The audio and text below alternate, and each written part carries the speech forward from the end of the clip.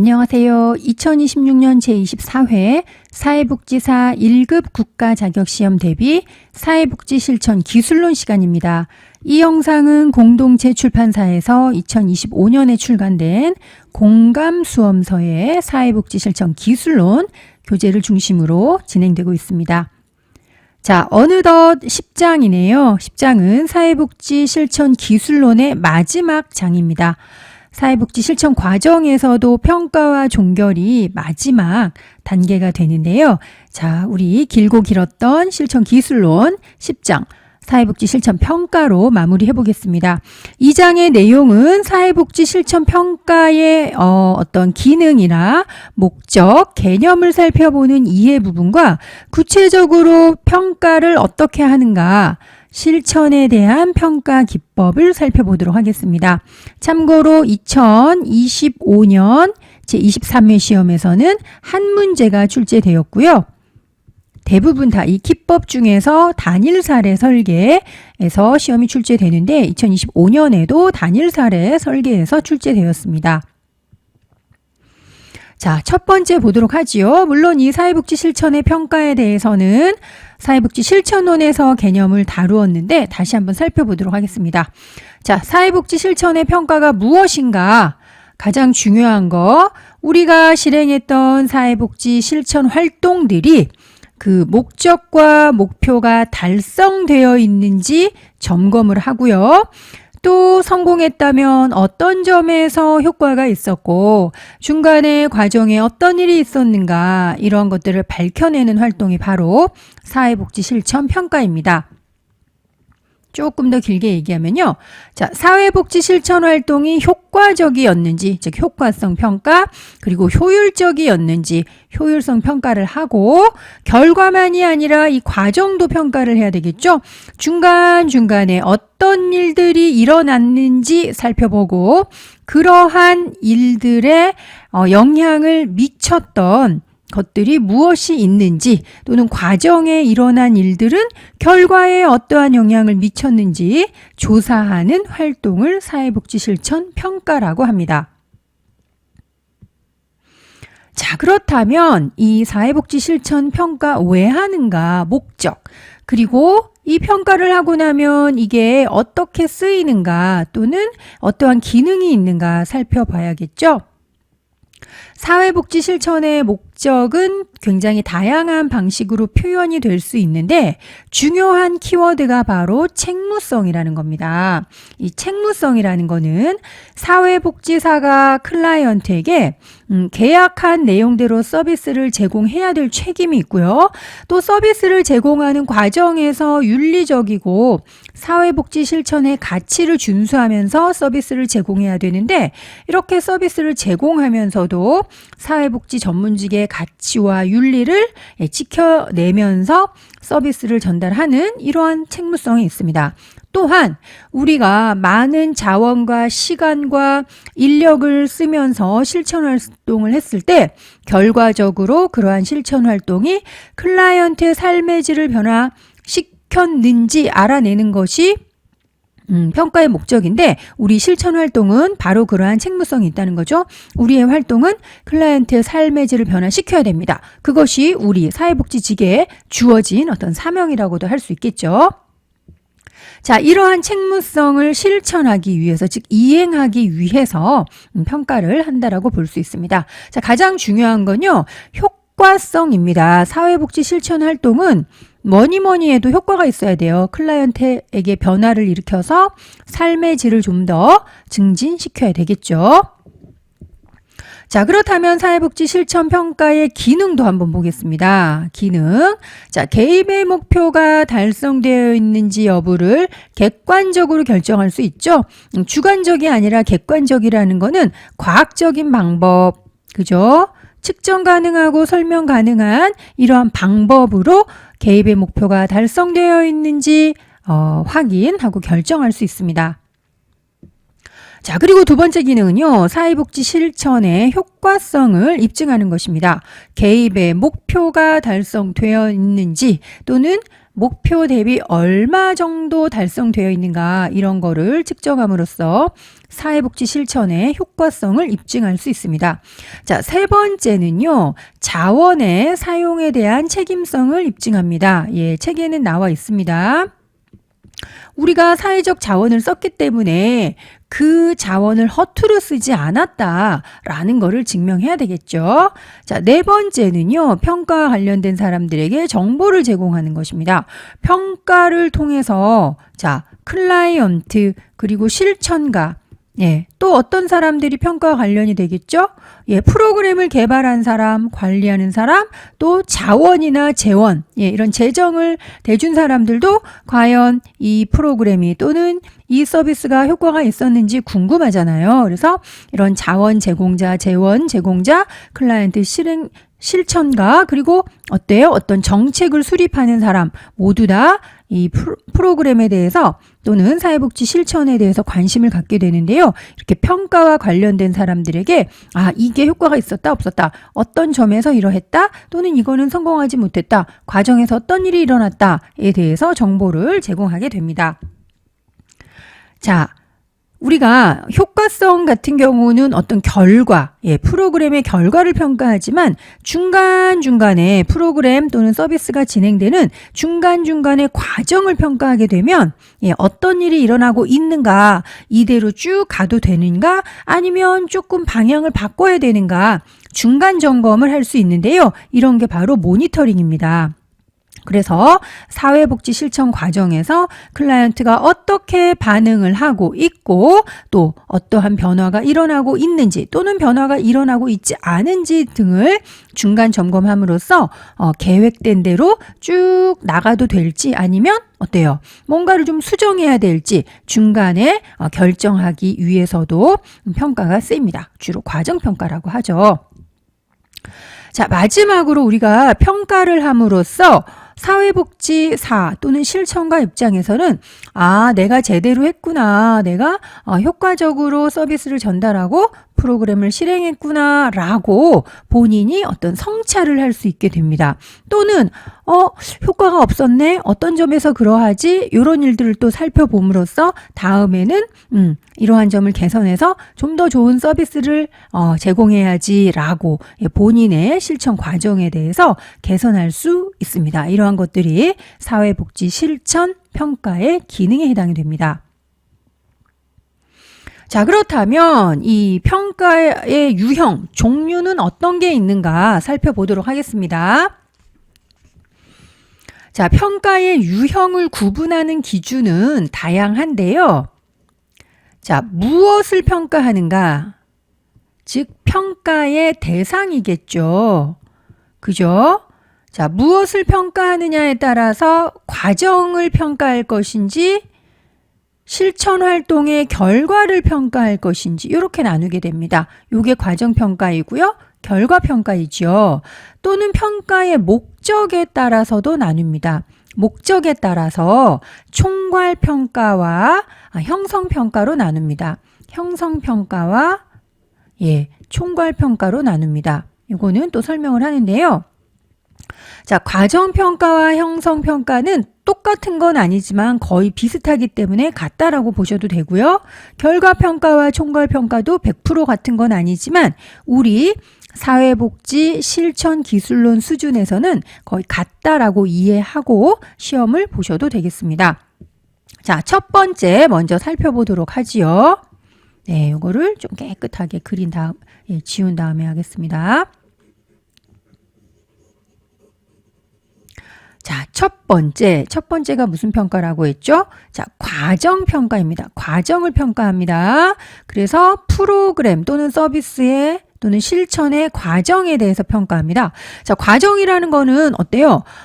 중간중간에 일어나는 과정을 얘기하는 것이죠. 그래서 어떤 서비스가 제공되는 초기 단계 또는 중간 단계이기도 하고요.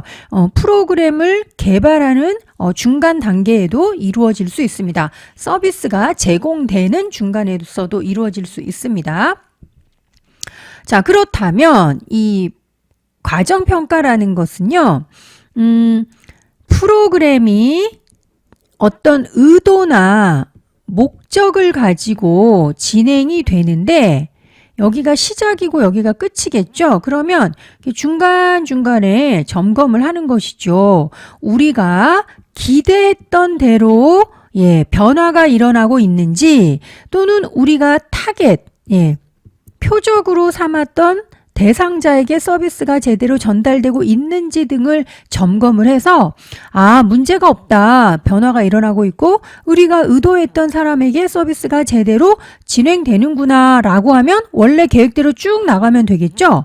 자, 그러나 그게 아니라 서비스 전달돼야 될 사람한테는 전달이 안 되고 있는 거예요. 정책이 시행됐는데도. 또는 사회복지사들이 현장에서 열심히 서비스를 주고 있는데 변화가 안 일어나요. 뭔가 잘못된 거죠? 그렇다면 이대로 쭉 밀고 나가면 될까요? 아니에요. 이때는 뭔가 우리가 잘못됐다라는 것을 감지하고 뭘 해야 되죠? 수정해야 되겠죠. 서비스 제공 방법, 방식 이런 것들을 수정해야 됩니다. 그래서 중간중간에 개입 중간중간에 주기적으로 평가하는 것이 좋습니다. 자, 과정을 평가하기 때문에 과정평가인데요. 이거는 우리가 원했던 대로 일어나고 있는지 서비스가 전달되고 있는지 그러한 것을 평가하기 위한 목적이기 때문에 형성평가라고도 할 수 있습니다. 자, 여기에서는 여러분들 서비스가 진행되고 있는 중간 또는 서비스가 막 시행이 돼서 이제 초기 단계 이렇게 이해하시면 될 것 같습니다. 자, 그리고 이 결과평가라는 것은요, 서비스가 다 제공되고 난 요 결과 끝에 요때 평가하는 것입니다. 자, 종결이 다 됐어요. 그러면 개입에서 우리가 목표를 설정했는데 이 목표로 설정한 것이 성취되었는지 또는 목표 대비 얼마나 성취되었는지를 평가하는 것입니다. 그래서 무엇을 평가하는가? 결과를 평가하기 때문에 결과평가가 되기도 합니다. 그런데 또 총괄평가라고 불리는 이유는요, 목표가 달성되어 있는지 보고 이 프로그램을 다음에도 시행해도 될지 이런 것들을 총괄적으로 총체적으로 평가하기 때문에 총괄평가라고도 합니다. 자, 형성평가는 우리가 원하는 대로 잘 되고 있는지, 그래서 쭉 그대로 가도 될지 아니면 중간에 스탑을 하거나 뭔가를 바꿔야 될지 그런 거를 결정하기 위한 목적이고요. 총괄평가는 이 프로그램이 효과도 있고 변화도 일으켰기 때문에 다음에도 또 수행을 해도 되는지 이런 것들을 결정하기 위한 목적으로 수행되기 때문에 총괄평가라고 할 수 있습니다. 그래서 결과평가, 총괄평가 또는 시험에 가끔 성과평가라고도 하는데요. 모두 다 프로그램이나 서비스가 끝난 다음에 한다라는 측면에서 거의 동일하다고 보셔도 좋겠습니다. 자, 여기에 나와 있죠. 평가의 목적이 무엇이냐에 따라서 총괄평가와 형성평가로 나와 있다는 거. 특정한 목표와 목적이 충족되어 있는지 결론 짓기 위해서 총괄적인 판단을 하는 것이고요. 또 프로그램 중간중간에 특별한 일이 일어나고 있는지, 원하는 대로 잘 변화가 일어나고 있는지, 뭔가 수정해야 될 것은 없는지 이런 것들을 알아내기 위한 목적으로 하는 평가라서 이제 형성평가라고 할 수 있습니다. 자, 기타 유형 평가 보겠습니다. 이거는요, 클라이언트의 만족도 평가예요. 우리가 프로그램이 효과가 있나 없나, 사회복지 실천 활동이 효과가 있나 없나를 알아보기 위해서는 결과를 알아봐야 되겠죠? 목표가 여기 있으면 목표 대비 얼마나 성취되어 있는가 이런 결과를 측정해야 됩니다. 자, 그런데 어떨 때는 이 결과를 측정하기가 좀 어려울 때도 있고요. 자, 결과를 측정하려면 이제 사전에 서비스가 주어지기 전에 사전에 또 측정을 해야 이 서비스가 주어진 이후 이 사후에 측정한 값하고 이제 비교를 해서 의미 있는 변화가 일어났는지 이거에 따라서 효과성을 평가할 수 있는데 사전 평가를 안 해놓으면 효과성 평가를 하기가 어려울 수가 있습니다. 자, 이럴 때는 어쩔 수 없이 클라이언트가 이 서비스를 받고 또는 이 프로그램에 참여함으로써 얼마만큼 만족하는가라는 만족도를 평가함으로써 이 효과성 평가를 대신할 수도 있고요. 또는 그 자체로 이 서비스에 대해서 얼마나 만족하는가, 만족도 자체를 또 평가하기 위해서 클라이언트 만족도 평가를 하기도 합니다. 자, 동료 평가는요, 이제 동료예요. 사회복지사의 동료가 되겠죠. 이제 사회복지사의 실천 활동에 대해서 이 동료 사회복지사가 평가하는 것이 동료 평가입니다. 아무래도 이 동료 평가를 통한 이 조사는요, 개입의 결과보다는 과정에 좀 초점을 둘 수 있습니다. 그러면서 사회복지사 자신이 좋은 실천 활동이란 어떤 것인지에 대해서 기준과 원칙을 논의하면서 그 내용을 평가에 반영되기도 합니다. 또 서로 평가를 해줌으로써 약간 피드백 모니터링 효과도 있고 서로 이제 다른 사회복지사의 활동을 또 지켜보면서 본인의 활동에 또 이렇게 반영하기도 하기 때문에 서로 서비스의 질을 향상시키고 사회복지사의 어떤 실천 기술을 향상시키는 효과도 있겠습니다. 자, 두 번째는요, 이제 시험에 이 부분이 많이 나오죠. 평가 기법입니다. 자, 10중 8구라고 하죠. 10문제 중에 8문제나 9문제 정도. 비율입니다. 비율. 매년 평가 기법에선 한 문제 정도 나오는데 10년 동안에 8문제나 9문제 정도는 이 단일 사례 설계에서 나왔다는 거죠. 자, 우리 시험이 23회까지니까 어때요? 두세 문제는 단일 사례 설계 말고 다른 곳에서도 나왔습니다.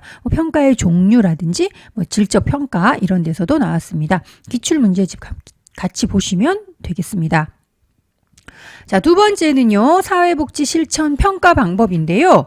그 효과성을 평가하는 방법은 굉장히 많이 있습니다. 여러 종류가 있는데 사회복지 분야에서는 이 단일 사례 설계라는 방법으로 평가를 많이 하게 됩니다. 여러분들 교재 270페이지 보시겠습니다. 자, 단일 사례 설계, Single Subject Design이라고 되어 있죠. subject라는 말이 사례입니다. 그래서 클라이언트 한 사람이 되기도 하고요. 가족, 한 가족 또는 학급 하나 이런 것이 모두가 단일 사례가 되겠습니다. 자, 단일 사례의 설계 개념 한번 보면요. 자, 270페이지에 보면 되십니다. 자, 단일 사례 설계는 하나의 클라이언트 체계에 대해서 개입 전과 개입 후 그리고 개입 요 중간을 반복적으로 관찰해서 표적 행동이나 표적 문제의 변화를 측정하고 비교함으로써 자, 무엇을 평가하는 방법이라고 되어 있죠? 단일 사례 개입의 효과성입니다. 여러분, 개입의 효과성입니다. 과정 평가 아닙니다. 자, 결국은 이 사회복지 실천 활동이 효과가 있었나 없었나 알아보는 효과성 평가라는 거 기억하시기 바랍니다. 자, 그리고 여기는요, 뭐라고 되어 있습니까? 세 번째 동그라미에 보면은 단일 사례 설계는 하나의 사례라고 했죠. 하나의 사례. 클라이언트 한 명 또는 가족 또는 학급 이렇게 하나 체계가 대상이 됩니다. 자, 이거는 특징이기도 하지만 여러 이제 대규모 표본이 아니라 하나의 사례를 대상으로 하기 때문에 뭐가 낮다라고 했죠? 일반화 가능성이 낮습니다. 여기 나와 있죠. 자, 일반화 가능성이 낮다는 것도 기억하시기 바랍니다. 일반적으로 단일 사례 설계 조사의 과정은 이렇습니다. 자, 우리가 개입해서 무엇을 변화시킬 것인가 일반적으로 이렇게 표적 행동을 선정해요. 대부분 어때요? 바람직하지 않은 행동이겠죠? 동생을 때리는 행동, 누구에게 소리를 지르는 행동 이렇게 개선시켜야 될 필요성이 있는 표적 행동을 일단 선정을 합니다. 자, 그러면 이 문제 행동을 어느 수준까지 변화시킬지를 결정해야 되죠. 자, 그러기 위해서는 현재 문제의 심각성이나 빈도 이런 것들을 알아내야 되기 때문에 본격적인 개입을 하기 전에 기초 기초선을 관찰을 합니다. 현재 상태가 어떤가를 알아보는 것이죠. 아직 개입이 이루어지기 전 단계입니다. 자, 그 다음에 개입 단계 관찰을 하는데요. 우리가 이제 관찰하는 기간인데 서비스를 주면서 개입을 하게 되고요. 자, 그 다음에 우리가 개입의 유형 뒤에 나옵니다. 설계를 선택하고 개입을 할 수도 있고 또는 개입을 하면서 여러 가지 상황이 바뀌면 개입의 유형이 바뀌기도 합니다. A, B, A에서 끝나기도 하고요. A, B, A, B가 되기도 합니다. 이렇게 개입의 적절한 유형을 또 설계 유형을 선택하게 되겠습니다.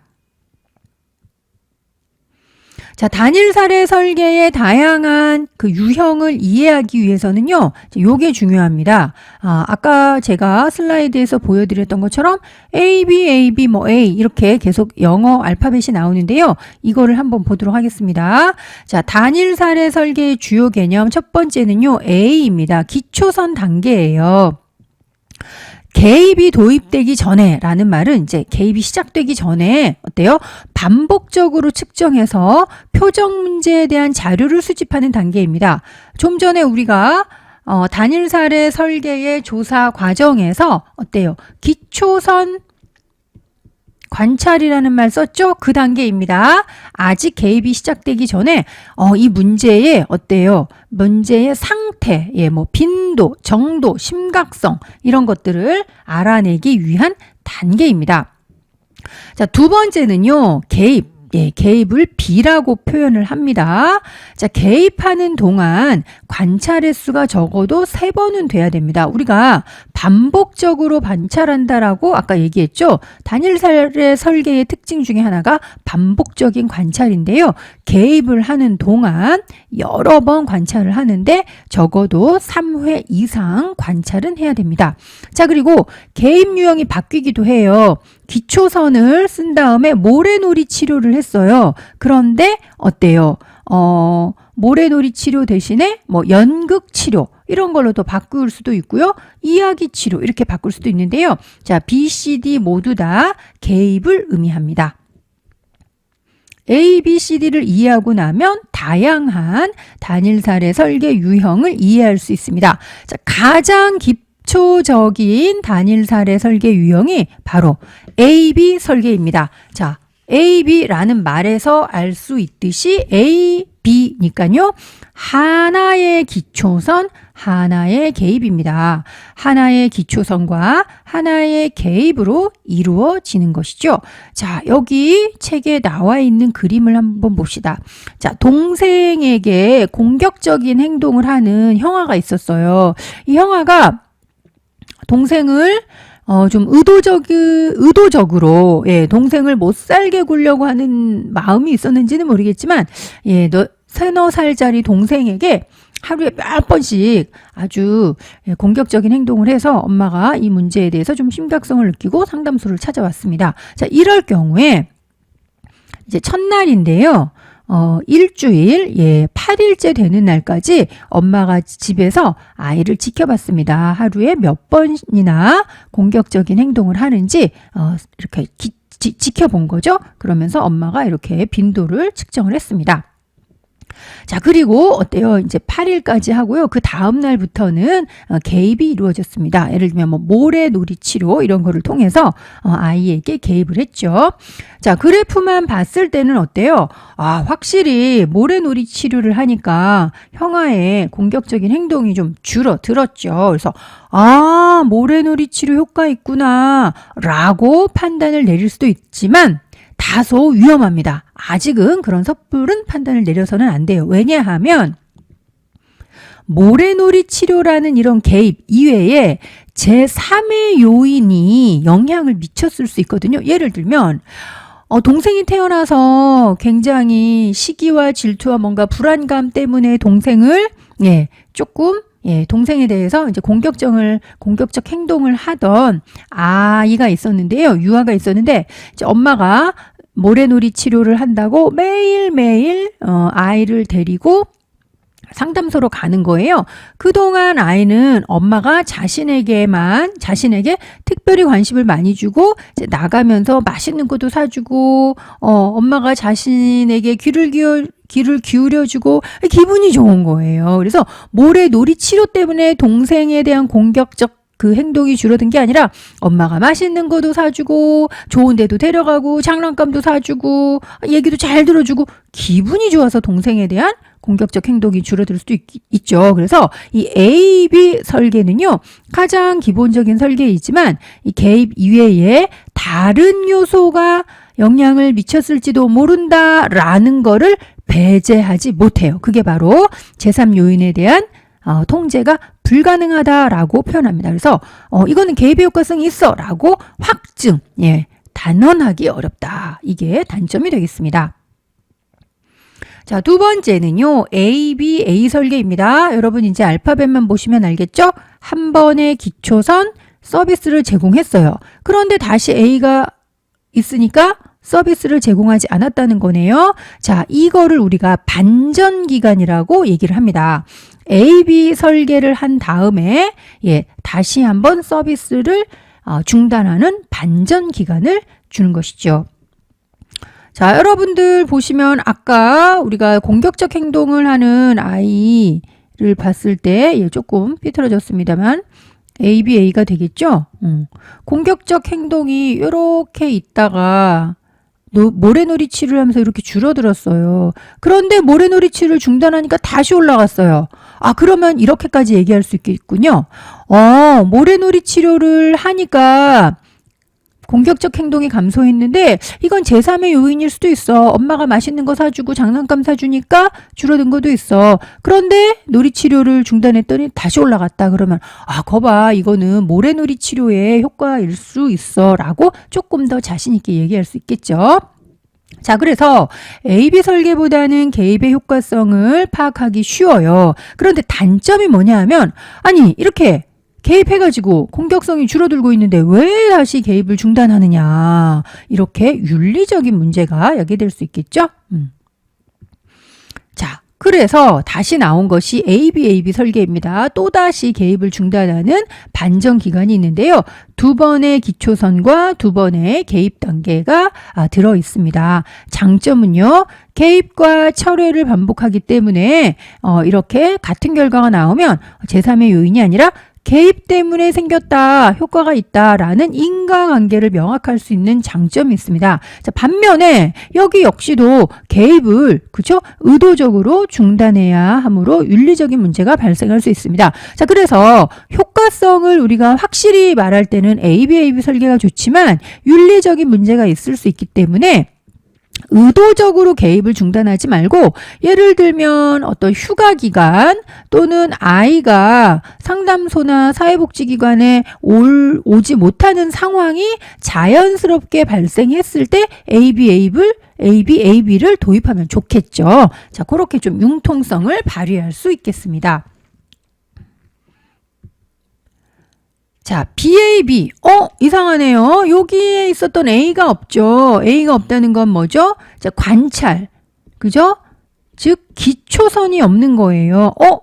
왜 기초선이 없을까요? 자, 이런 경우는 클라이언트가 사회복지기관에 왔는데 좀 위급한 상황, 위기 또는 위급한 상황이에요. 당장 개입하지 않으면 클라이언트가 더 큰 위험에 처할 수 있기 때문에 기초선 없이 바로 측정을 하게 됩니다. 이런 건 BAB 설계 시험에 나왔었습니다. 자, 다중기초선 설계도 17회 그리고 21회에 나왔었습니다. 자, 다중, 멀티플이죠. 복수라고도 얘기를 하는데요. 서로 다른 문제, 서로 다른 상황, 서로 다른 클라이언트에 대해서 A-B 설계를 반복합니다. 자, 그렇게 되면 외부 상황을, 외부 사건을 통제할 수 있게 됩니다. 자, 개입 중단된 문제점을 개선하면서 개입과 표적 행동 사이의 인과관계를 명확히 추정하기 위해서 개발된 설계라고도 하는데요. 이 다중기초선 설계는 또 세 가지가 있습니다. 서로 다른 문제에 대해서 기초선을 설정하는 문제 간 다중기초선 설계가 있고요. 또 서로 다른 상황에 대해서 설정하는 상황 간 다중기초선 설계, 그리고 사람을 달리하는 대상자 간 다중기초선 설계가 있습니다. 자, 여러분들 교재를 보시면 그림 보시면 더 확실히 알 수 있는데요. 자, 276페이지에 보면은요, 다중기초선 설계의 예예요. 이거는 자, 세 가지 유형 중에 어떤 거에 속할까요, 여러분? 자, 세 가지 유형 중에 A, B 부부, B 부부, C 부부라고 되어 있죠. 자, 그렇기 때문에 이거는 사람이 달라진 거입니다. 대상자 간 다중기초선 설계입니다. 세 부부 모두 다 부부 갈등이 있어서 대화를 별로 하지 않아요. 자, 그럴 경우 대화 기간을 좀 늘리면서 그 관계를 개선할 수 있도록 했는데요. A 부부와 B 부부, C 부부 모두 다 개입이 들어가는 시점이 다르죠. 자, 개입이 들어가는 시점은 다르고 개입의 방법은 똑같거든요. 그러면 시점과 관계없이 효과를 냈다라는 거는 제3의 요소에 관계없이 개입의 효과가 일어났다라고 볼 수 있습니다. 그래서 이거는 대상자 간 다중기초선 설계라고 할 수 있습니다. 자, 여섯 번째도 또 시험에 자주 나옵니다. 18회, 20회, 23회 나왔었는데요. 자, 다중 복수라는 거죠. 요소입니다. 요소라는 것이 바로 개입이에요. 제가 A, B 얘기하면서 C, D도 얘기했죠. B가 기본적인 개입이라면 C도 개입이고 D도 개입이에요. 이렇게 하나의 기초선에 대해서 다른 개입 방법을 연속적으로 도입하는 것, 이게 바로 다중요소 설계입니다. 요소는 개입이라고 생각하시면 쉽습니다. 자, 개입의 효과가 없다고 판단되면 그거를 시간을 늘릴 게 아니라 모래놀이 치료를 했는데 효과가 없으면 그쵸? 연극 치료를 해보기도 하고요. 연극 치료가 효과가 없으면 어때요? 다른 또 이야기 치료 이런 걸 해볼 수 있겠죠. 그래서 이 개입의 방법을 달리하는 게 다중요소 설계라고 할 수 있습니다. 다중요소 설계도 또 두 가지가 있는데요. 강도를 변화시키는 게 있어요. 강도를 변화시킨다는 거는 어때요? 그 개입 방법 자체를 바꾸지는 않고 일주일에 1시간 하던 거를 일주일에 2시간 이렇게 좀 강도 이런 거를 높이는 게 있고요. 또 개입 대치 설계라고 해서 요거는 어때요? 다른 방법으로 B 대신 C, D 이런 거죠. 자, 강도를 높이게 되면 A, B 똑같은 방법인데 강도만 달리하니까 A, B 다시 이런 식으로 되고요. A, B 그 다음에 개입 방법 자체를 달리하면 C 이렇게 표시가 되겠습니다. 자, 다중요소 설계의 특징. 개입의 효과가 나타나지 않을 경우 클라이언트에게 적합한 새로운 개입 방법을 적용한다라는 특징이 있을 수 있습니다. 자, 여기 나와 있죠. A, B, C, D 이렇게 개입의 방법을 달리하는 것을 얘기합니다. 자, 마지막입니다. 단일 사례 설계의 결과 분석인데요. 자, 여러분들 이 그림을 한번 봅시다. 이렇게 A, B만 먼저 봤을 경우 자, A 같은 경우 어때요? 예를 들면 증가해야 효과가 있는데 증가하지 않아서 다른 방법을 적용했을 수도 있겠죠. 자, 더 명확하기로는 이런 그림을 하나 보여드리겠습니다. A-B 설계 같은 거를 보면 좋습니다. 자, A-B 설계 한번 볼까요? 자, 공격적 행동이 감소해야 이 치료, B, 개입은 효과가 있는 거죠. 자, 여러분 이 그림을 보세요. 놀이치료라고 해봅시다. 자, 놀이치료, 모래놀이치료예요. 효과 있나요? 어때요?